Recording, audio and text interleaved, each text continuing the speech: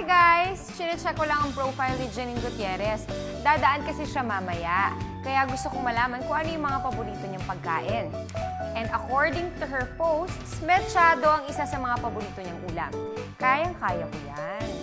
Join me today mga kapuso as I prepare another great dish that can bring the family closer together. I'm Jenilyn Mercado and this is Sarap with Family.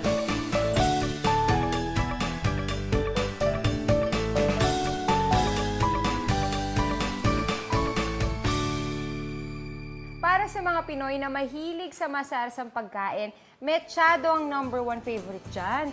Just like our guest for today, please welcome one of Kapuso's rising stars, Janine Gutierrez. Thank you sa pagpunta mo dito, Thank you. And most of all, thank you dahil ilang araw na akong nagkikrave ng mechado. Minsan lang kasi lutuin to sa amin kasi sabi nila mahirap daw. Naku, huwag ka mag-alala dahil napakadali at napakabilis lang itong gawin. Talaga?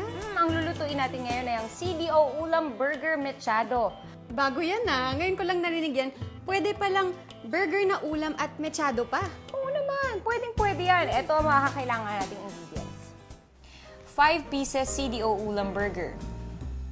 1 piece small carrots, sliced into large cubes. 2 pieces potatoes, sliced into large cubes. 1 piece white onion, quartered. 1 piece bell pepper, sliced. 1 cup tomato sauce. 2 tablespoons calamansi juice. 2 tablespoons soy sauce. 1 piece bay leaf. 1 cup beef stock. Alam mo yung mga Pilipino, no? Basta masarasang pagkain, mechado agad talaga yung pumapasok sa isip nila, no? Na lutuin. Pero alam mo itong lulutuin nating CDO Ulam Burger Mechado, mas lalo pa nating pasasarapin. Talaga? Perfect na perfect itong ating CDO Ulam Burger para sa ating mechado. So, ang gagawin natin, fry muna natin. Lagyan natin ng konting vegetable oil. Perfect na perfect ito sa kahit anong handaan, tsaka madaling-madali pang i-prepare. Di ba? Yun yung problema mo, di ba? Mahirap, matagal. So, ito madali lang talaga. Napakabilis lang gawin.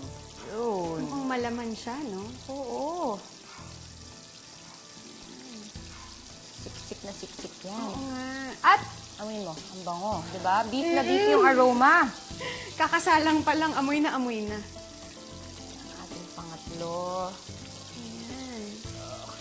Very convenient gamitin itong ating CDO Ulam Burger, Janine, dahil napaka-affordable nito. Ito ay 725 pesos lang each based sa supermarket price, no? Mas affordable to kaysa dun sa binibili nating raw beef sa supermarket na 220 to 240 per kilo. So malaki yung difference. Oo, napakalaki yung difference. Tsaka ito, hindi mo na kailangan pakuluan pa. I-fry mo na, tapos that's it. Mas madali. Oo. At ano siya, meron siyang can afford pack. Yung can afford pack na yan, marami talaga yan. Pag hindi mo naubos, pwede mong ilagay sa fridge ulit yung tira. Wow. Diba? Tapos ang maganda pa dito sa ating CDO Ulam Burger, pwede nating, kunyari, gusto mo ng meatballs, parang gusto mo ng nuggets, pwede mo siyang i-shape. So Oo. ikaw bahala kung anong gusto mong gawin sa kanya. Tapos depende sa dami ng gusto mo. Pwede mong Oo hatiin sa nga. gitna, pwede mong hatiin sa apat. Oo nga. And complete with spices and other seasonings na rin. So, makakasave ka ng money and time. Hindi mo na kailangan magtimpla-timpla pa, di ba? Napakadali nga talaga. Napakadali talaga. Ayan. Di ba? Ang bango-bango. Ang bango talaga. Beef na beef yung aroma. Oo nga. Okay, tatabi muna natin to kasi magsusutay tayo. Janine, sa tingin mo, kanino ka mas nagmana sa acting skills mo? Kay mommy o kay daddy? Naku, kanino kaya? Mahirap ba? Mahirap. Siguro I got a little bit of both from them. Aha. Hindi lang siguro sa acting skills, pero pati kung paano sila magtrabaho. Kasi napansin ko sa kanila na talagang mahal nila yung ginagawa nila. Yun din yung nag-inspire sa akin na subukan mag-artista. Kasi nakikita ko na nag-enjoy sila, na gusto nila yung ginagawa nila. Yun. At saka ano no? Nasa blood talaga eh. Hindi maiwasan. Okay. Ngayon ilalagay natin ang ating onions. Onions. Napansin mo, Janine, ginamit natin yung same oil na kung ano yung ginamit natin sa pang-fry kanina ng CDO Ulam Burger. Yung lasa ng beef medyo naiwan dun sa oil. Nandyan na. Oo, kaya yun. Ayan, tapos lalagay natin ang ating carrots. Ang ating red bell pepper. Paano mo nababalance yung time mo sa family mo at saka sa work mo? Kapag So, walang paano mo taping, nababalance? I make it a point to spend time with my siblings, with my parents. Tsaka kahit nasa taping, nakakatuwa kasi kinakamusta nila ako. Tinatanong nila ako, ate, kamusta? Tapos ka na ba dyan? Anong ginagawa mo dyan? Ang sweet-sweet naman. Binibisita ka nila sa set. Si Papa, madalas. Talaga? Madalas bumisita sa set. Siyempre naman, magkaroon ka ng magandang anak. Talagang, ako babantayan ko talaga eh. Masipag magbisita. Okay. Ayan na. Lagay natin ang ating beef broth. Beef broth. Lagay natin. Yun, no? Ngayon, ilalagay na natin ang ating tomato sauce. Ayan, I love tomato sauce. Ako din. So anong ginagawa mo para ma-maintain mo yung ganyan? Ang payat eh. Parang Kayo nga eh. Paano mo, nag-exercise ka ba? Meron ka bang special diet? Wala akong diet, pero when I have time, nag-yoga ako or tennis. Ah, talaga? Okay ah. Enjoy. Tsaka takbo ka ng takbo, no? Kaya pala. Ay, kaya naman pala. Okay, lagyan natin yung kalamansi.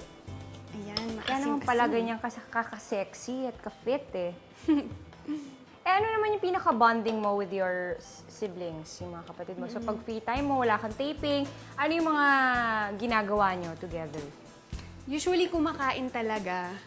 Palagi kaming matakaw. And yun yung bonding namin na kapag meron kaming kinikrave, talagang hahanapin namin or susubukan namin lutuin. Tapos kwento-kwento lang.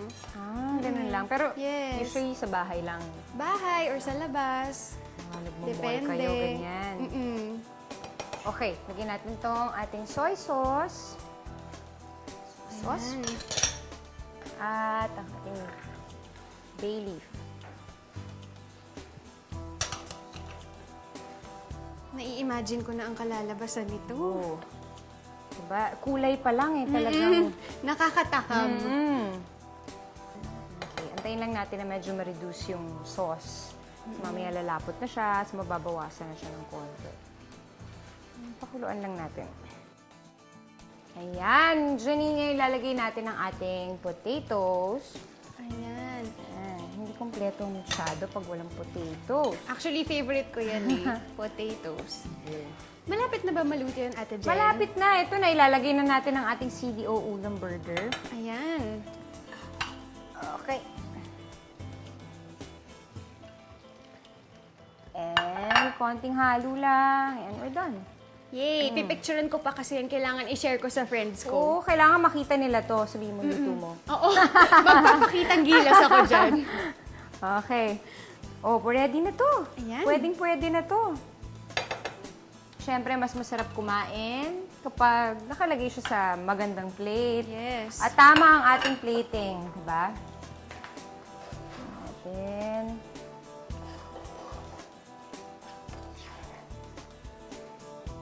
Tapos, ilagay natin ang ating CDO ulam burger sa ibabaw. Ayan. Malapit na to. Oh, ayan. Pwede na. Yay! Picture-picture na. Ayan, okay. Ayan. Got it! Ayan, Okay. pwede na i-share. Game. CDO ulam burger mechado. Tikman ko na. Oh, game. Mauna ka na. Ano, kamusta? Mas masarap pa to sa usual mechado na nakakain ko. Talagang beef na beef yung lasa ng karne. At very quick and easy yung paghanda natin. Ano naman, di ba sabi ko sa'yo, napakadali at napakabilis lang talaga Oo gawin. nga. I'm sure kaya ko tong gawin. Oo naman, kayang-kaya. Kaya nyo rin gawin to at home. Just cook CDO ulam burger, then set aside. In the same pan, saute onions, carrots, and red bell pepper. Pour in beef broth, tomato sauce, calamansi juice, and soy sauce. Add bay leaf and simmer until thickened. Add cooked CDO ulam burger and serve with rice. Nako, thank you, Ate Jen. Now na ginawa natin to, I'm sure anytime kaya ko nang gumawa ng machado. Ay, nako, you're welcome. Anytime, pag meron kang gustong ipaturo na dish o gusto mong may matutunan ulit na iba pang klaseng dish, pumunta ka lang dito. I-text mo lang ako, tawagan mo ako, you're welcome. Yay! Join us again, mga kapuso, for more quick and easy recipes made even more special with CDO Ulam Burger. I'm Jenilyn Mercado, and this is Sarap with Family. Gusto mo pa? Rice pa! Masarap nga eh. Masarap talaga. Pa. If you want a copy of this recipe, like us on Facebook at www.facebook.com/GMA Sarap with Family and follow us at Sarap with Family on Twitter.